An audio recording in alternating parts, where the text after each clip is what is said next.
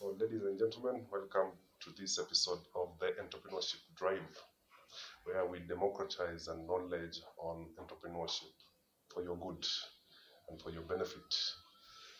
So, today we have Dennis Mutoro, the CEO of Africar Logistics. He runs several businesses, some another in racking. I'm forgetting the company of racking. Kenya Racking, yes. And also clean energy and non-energy solutions. So we shall be having this conversation, and I think we can begin right away. We can dive into it. And I think the most important thing at this particular moment, as we begin, is to understand, Dennis, what was your inspiration to jump into entrepreneurship? What drove you to get into entrepreneurship? Yeah, Mutoro, the director of Africa Logistics Limited, and also Anan Energy Solutions Limited. Into entrepreneurship, simple. It was based on customer satisfaction experiences where I used to work. When I went through phases every day with clients who could come, make complaints, cry, and ask why their shipments are not being delivered on time, why customers are holding their shipments, and those answers were repetitive throughout the week. I think there's a need to create a solution where you can create an efficient, simple, and direct service to the client. And that's majorly what took me direct into entrepreneurship, to start my own business and see how best I can handle the customers. Okay. Yes. And basically, to understand that, I don't know, where did you work and what were you working on at that particular point? I previously worked in several freight forwarding companies. I started at Express Kenya as an exports clerk. Then went to Signon Group Limited, where I worked as a warehouse transit shed officer. And then from there I went to Freight in Time, where I was a supervisor in charge of imports and consolidations. And I think that is where I called it quits. Yeah, because over the years I had worked in both the export and imports sections and airline handling. Because of my previous experience, of course, and what I've studied for, because I studied for air operations. So interacting with customers when I was the import assistant manager, which was a daily affair, meeting clients, sending them updates, responding to their questions and challenges, is what now made me to realize the industry needed a direct, handling of customers, direct dealing with clients. And that's what actually we are doing right now. That we engage customers on a one-to-one basis. We do not let a customer sleep without knowing the status of their shipments or without knowing when they expect their goods. These are guys who are in business.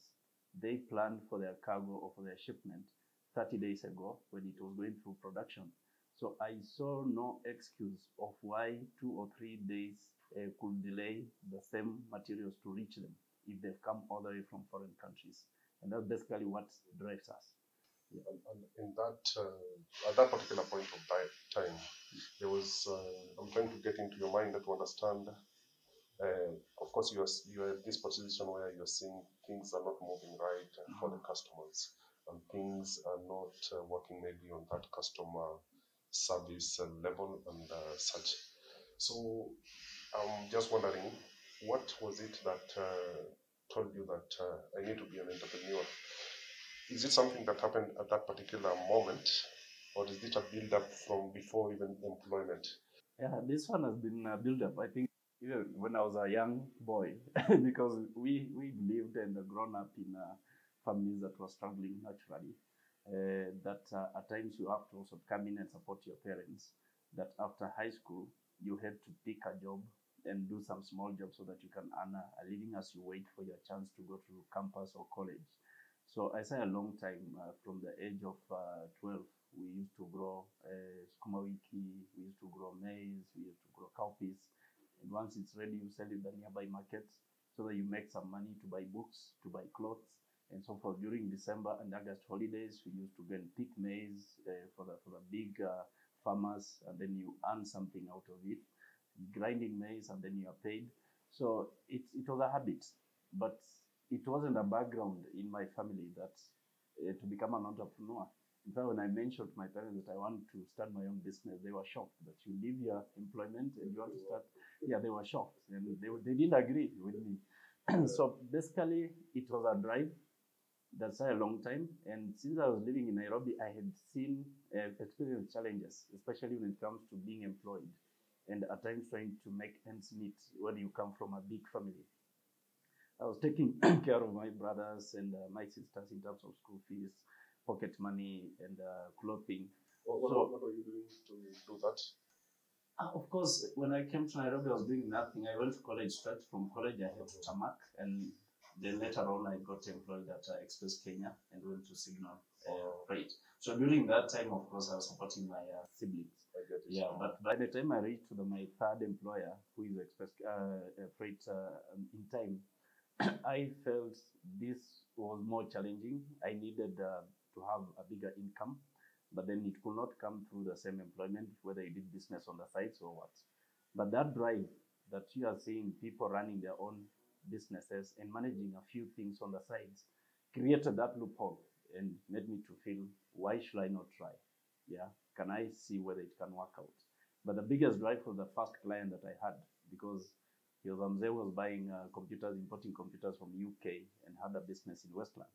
So he encouraged me and told me, I'll be your client, because I had serviced that guy on the last day I was leaving employment. And he said, the next shipment, I'll give it to you. I don't know how you're going to handle it, but please make sure that this is handled by yourself.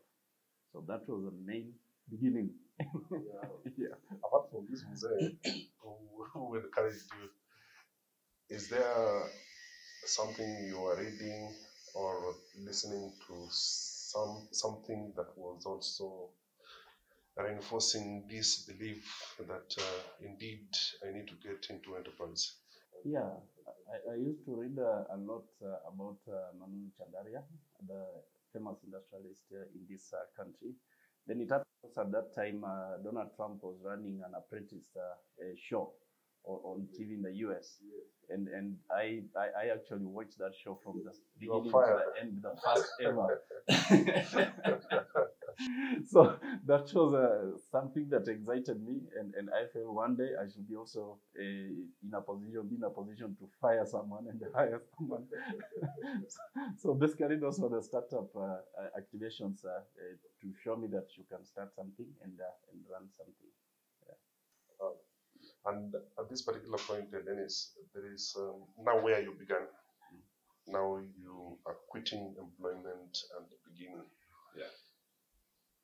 How was it like setting up from the onset? Because at this particular point, from my perspective, I understand, of course, you need some money to have an office or to move around. Is it how did you go about this? I think it was easy. To me, it wasn't very easy. It have like capital investment that I had put aside, number one, because thinking of leaving employment was an immediate action. It was just a 2 days thought, because I think I was tired getting employed. I was not going on leave because I never imagined why go on leave. So I used to actually work throughout, working at night most of the time. So when I started with whatever I had. And I said, since I already have a client, what do I need? I said, then I just need a small briefcase where I can put my documents safely. Then in the morning, wake up, have some bus fare, go to the airport, sit under a tree, wait for the client to come, do your hustle, get a referral here and there. But eventually I met friends, and one of the friends is called Paul. He agreed to actually give me space in his office, a sitting space somewhere in Pipeline. And because he was doing exports, I could help him also in doing documentation. So he was actually also gaining from me, because I was an expert in export documentation and bookings. So I could facilitate that for him, and he could go to the farms and ship out his fresh products. So we started like that, and eventually now he moved out of the same office, and I took over that office, and I picked one employee whom we started with, Why was it important for you to have this office at that particular point? Because then you needed a presence. Sometimes the client, you'll clear your goods or the client's goods very late in the evening, and the client will ask you, can you keep the goods and deliver in the morning? So you cannot. One time I stored the goods in my house and it was chaotic, taking boxes of computers from the first floor to the fifth floor in pipeline area. I was not even feeling safe that probably at night people will come and wonder, this guy is storing valuable products here. So I felt there's need. Yeah, it was a one-door shop which I started with. Of course, there's no client who ever came there for the 3 years that I was there. So they just used to know the location of the place, but which is very important also to a business. But then at that time, you cannot compare with now, because those days it was all about trust and knowing someone. So the moment you keep that trust with your client and you can be efficient enough, you can be competent and professional, that's what really mattered at that time, that you can deliver. So there was much trust between customers and suppliers, between service providers and clients. Unlike right now, where people feel they must first of all know where you come from, where you are, where you're based, what you do, what you drive. So it's totally different. Yeah, yeah. And basically, from that discussion, uh, I'm wondering, did you need ever to raise money to be able to improve your operations, your services at that particular point of beginning? Yes, after 2 months or 3 months, I realized I have bills that I need to take care of, because whatever I had saved was going into my personal rent and taking care of a few things in the family. Then I realized I need to raise a few funds, but then I could not raise much because it's only my dad who gave me 50,000 Kenya shillings. The rest of the funds were savings from the businesses that I was doing here and there. I was running a small shop in Mlolongo, and then I was also doing this. So it will earn you daily cash flow that will assist you to move here and there, eat, and do other things. But I've never gone for big funding. My businesses started actually naturally. They grew naturally from reinvesting back. Whatever you get, exactly, reinvest back. What was the shop at the Mulongo dealing with? It was just a small shop on plots, of course, servicing the guys living in the retail shop. Small retail shop. And like Kinyo's, a barber shop and a movie shop. Where people come pay 5 shillings and watch a movie for 1 hour. So those were my initial businesses, and I had like 3 of them within one section. But they were earning me money. They were sustaining me, because you could imagine every weekend you can go collect 500 shillings here, collect from another shop 1,000 shillings, collect 500 shillings. When we put it together, you can be able to pay rent and pay the workers in those places and still have something that you can take home to the bank. So, yeah. I'm presuming these businesses, you started them when you were now employed. No, I had left employment. You had left employment. Yeah, I never ran a business when I was still employed. I was very loyal to my employers.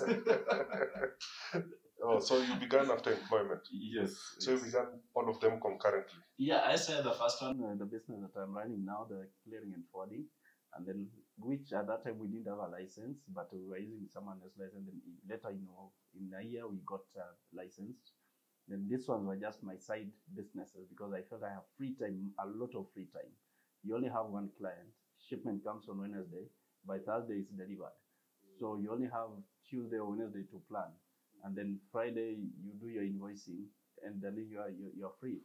So I had a lot of time in between. That's why I had time now to think of what else can I do so that I can sustain myself. And then again, I understood my problems. That how do I sort myself out? I cannot go back into employment. So you can only sort yourself if whatever savings you have, you can put them somewhere to multiply. So that multiplication thinking came to me very early, and I could save out of them. Whatever amount could come out of it, I could save, and then I reinvest back slowly by slowly. Yeah.